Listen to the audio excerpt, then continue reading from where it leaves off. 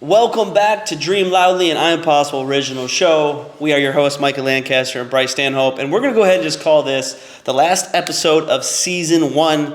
The summer is here. Things are way too busy, so we're going to probably pick up later on, late summer or early fall. But what we want to do is we wanted to kind of end with one thing that we've touched on a lot, but we haven't gone into details of, is just the overall concept of kids being good at drills. And so whether or not we're talking about the bones over cones movement, whether or not we're talking about people just basically saying kids these days are good against cones, but they can't play against people. Kids these days are just robots because they're always doing training on their own, and they're great at the drills, they're great at the cones, but they can't play against people. I wanted to just go ahead and take a second to understand that that is one of the most ridiculous statements that we're seeing because it is not that easy to be good at drills. So when you're seeing a player that's so-called good at the drills, but they're not good at the game, we first have to pull back and just ask ourselves, are they actually good at the drills? So as we dive into this topic, let's just go ahead and start rolling with this. What is the issue with it? I think a lot of that comes down to is, and we have these conversations all the time, people don't know what they're actually looking for. So when you watch a player do a drill, and like on the kind of surface level of stuff, like you watch them go through, like, okay, maybe let's take the very stereotypical, angle cone drill. So one dribble to the right, go through, one dribble to the left, go through.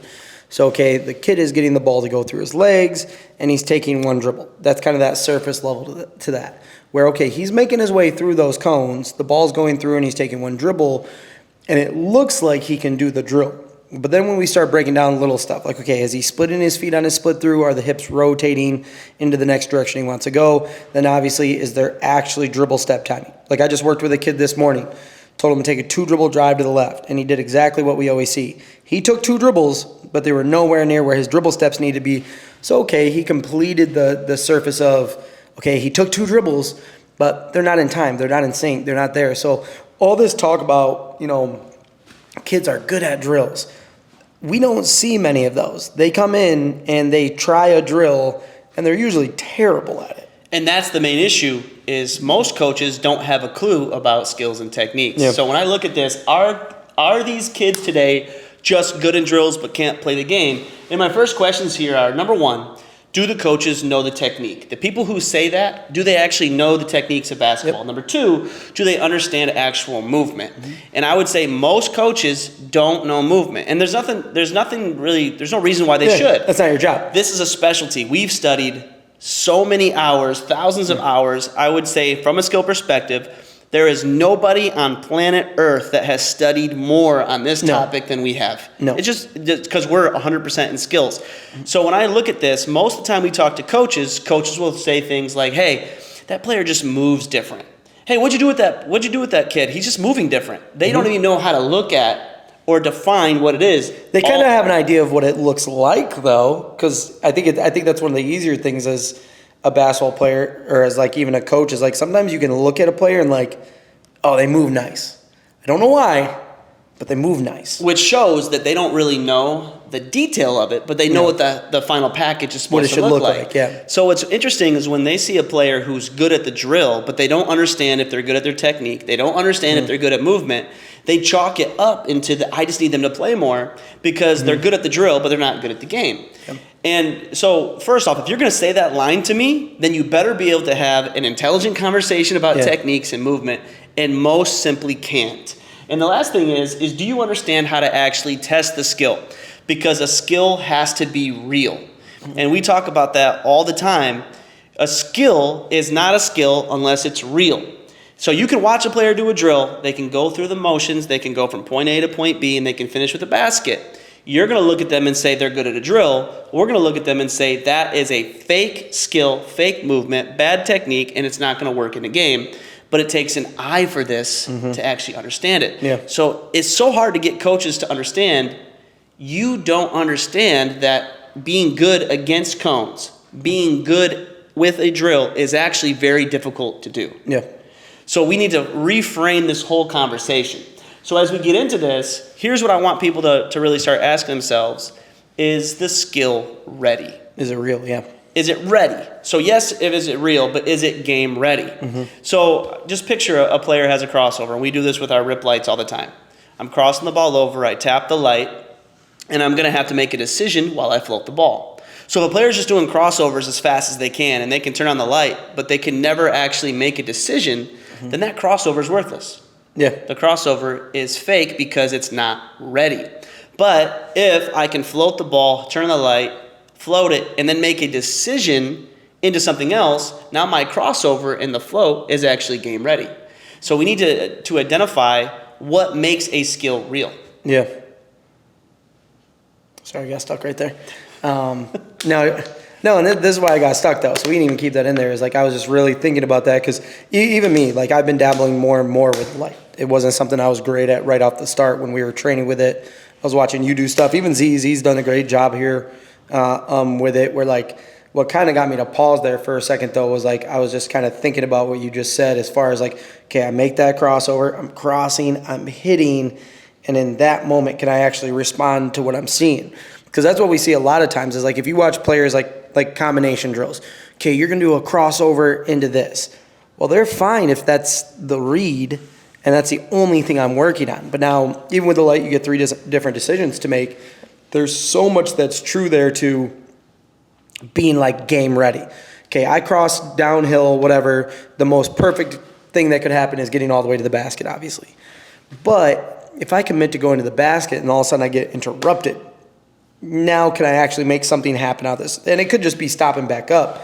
But like that's where I was just kind of thinking about what you were just saying there, where like a lot of it, being a game ready is obviously that reaction part of it, where if that perfect play doesn't happen, I cross, I start getting downhill, and if it's not there has to be something I can do to get myself to change a direction, stop, back out, whatever it is, in order for it to actually be more game ready. So I think that's really big with what you just said right there, is just like, it's not just that crossover. It's just, is what happens after that crossover also going to be available to me as I play? And in the moment of the crossover, Yeah. so often a player is, like for instance, their hand isn't in a realistic position to make a decision. So if your hand's not in a realistic position for the skill to actually be readable, Yeah. which is what I've been talking about a lot lately, is a skill readable? Do you have the ability to make reads out of the skill? It can be something as little as that. Your hand isn't even in the right position. So you're going downhill, your hand's on top of the ball instead of behind the ball, for instance. It's going to have a major impact on what you can actually do out of that moment in time. And so if you don't have an eye for that, and you just see a person, like you said earlier, running up the floor while dribbling, and you just say, hey, I want 2 dribble drives to get to the basket. Well, the quality of those 2 dribbles... You can fake it. Yeah. The quality of those 2 dribbles matter.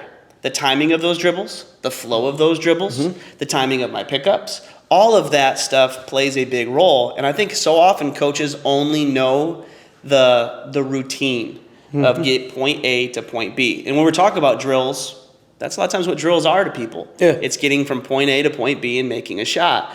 So we don't even like to use the word drill very often. We talk about skills and methods. But if we're talking about kids being good at drills, these are the types of things you have to be discussing. Yeah. So if you're a coach and you have a player who you think is really good at drills, but they can't play in the game, it's possible that they need to play more and they need to have more experience. Well, I think right on, you hit it in the nose earlier when you were talking about it, but like, I deal with a lot of shooting, obviously. It's easier to measure shooting because you can kind of fake it by if the ball went in. And I think that's what people measure a lot of with drills sometimes is, did they make the shot or did they make the layup at the end?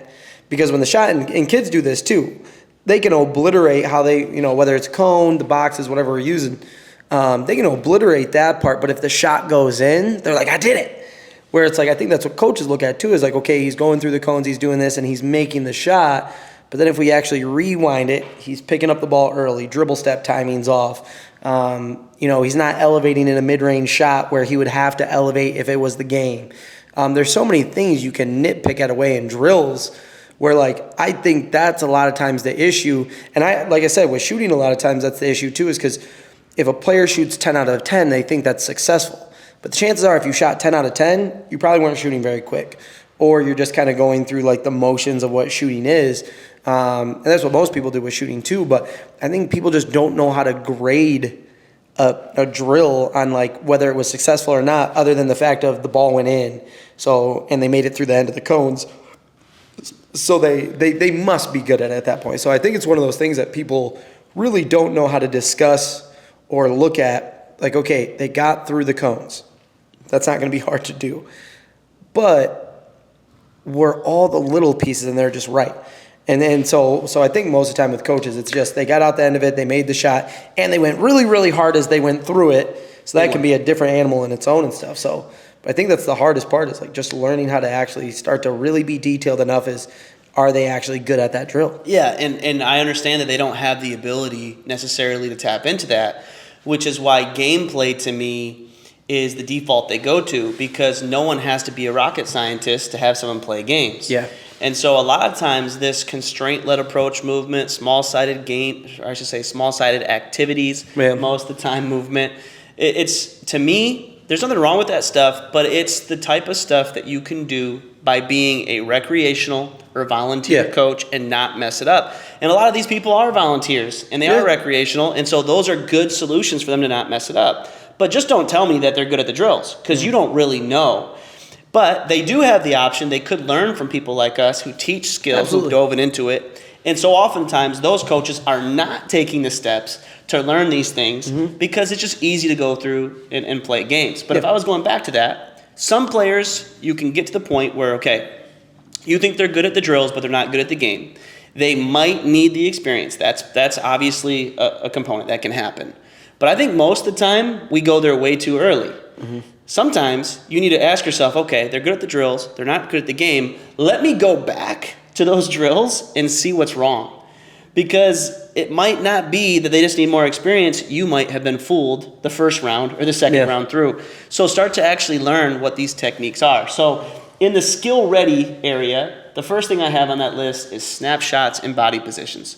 So that's something that coaches and trainers need to actually understand a little bit more.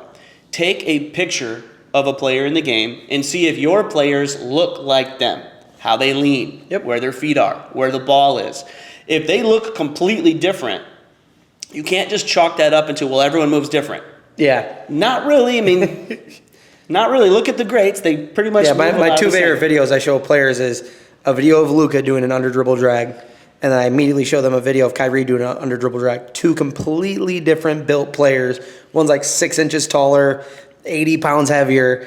The technique is identical on both of them. Yeah, and if you're talking about everyone moves different, the technique is so close you can't even see it. It's so close. So yeah, they might move slightly different, but the techniques are there for us to follow. And so those pictures look the same. I can take pictures of Jordan, Kobe, LeBron, KD, Kyrie, and I can find equal pictures. Similarities, a ton of them. And so that's one thing that we do a lot with players is we actually have, all right, you drive.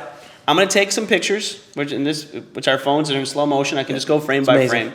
I can show you where the ball is in this moment in the game, and then I can show you where the ball was with Kyrie in that moment of the game, and let's compare. Yeah. So one of those things, if you actually test if a skill is ready, is to match up pictures. That's been phenomenal with us. The other one is matching up body positions. Yeah. So when a player is really bad at the ball screen, it's typically not because they need more experience on the ball screen, or I should say it's not necessarily. One of the reasons why players struggle with ball screens is they don't know how to turn the corner. They don't have an understanding of lowering their shoulder. Yeah. So then you look at another picture, and you can use methods to get their shoulder down and see, all right, let's look at your shoulder, let's look at their shoulder, and let's see if you can match those. So that's been a phenomenal way to do it. Is there anything else that comes to your mind in terms of testing if a skill is game ready?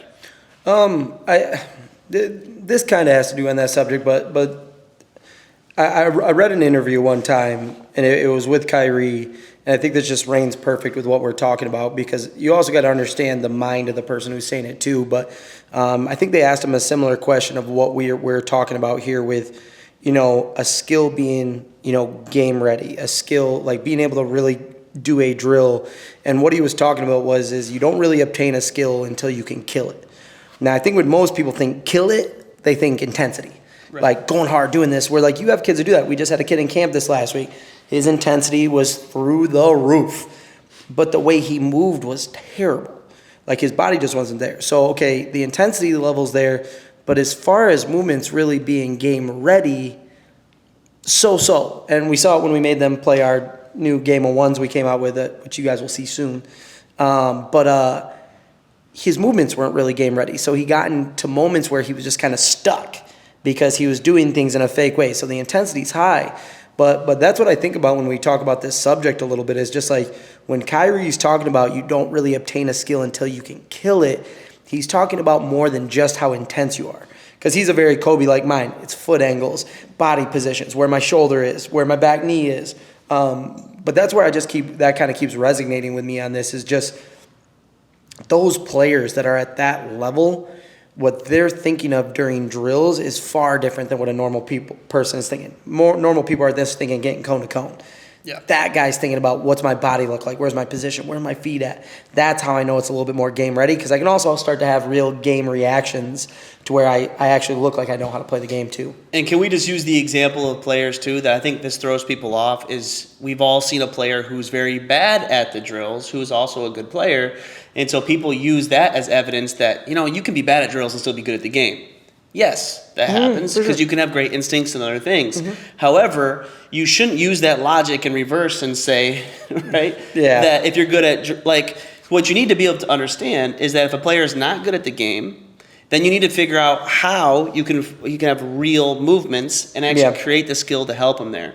And so don't use that logic against it. Just understand that, yes, there can be exceptions, but are you just going to bet that everyone is just going to find their own way regardless of the skills? So the whole point of this is, if you're going to be training through drills, make sure that you understand actually what skills should look like, because that last little piece, and then we'll close this up, can your skill actually act with a read? That's the big one. So when we use our rip lights, I need to make sure that not only do you have the skill, but can you act with it? So if I go back to that ball example, if your hand's not in the right position and you can't make a decision, if I do a drop and I can't make a decision to drive on command, I can't make the decision to cross over on command or shoot on command, I don't really have that skill yet. Yeah. So once you can do that on command, I hit that light, it turns green, you can drive out of that position. It turns red, you can change direction. You turn blue, you can shoot. When you can do that, that skill has been tested that you can actually make reads, because the techniques allow the decisions to be made. Yeah. So that's the bridge. So if you're having problems with skills, you need to understand that you can work on the skills becoming more real. And so when a skill is more real and more ready, now we can start talking about transferring that over to the game. Yep.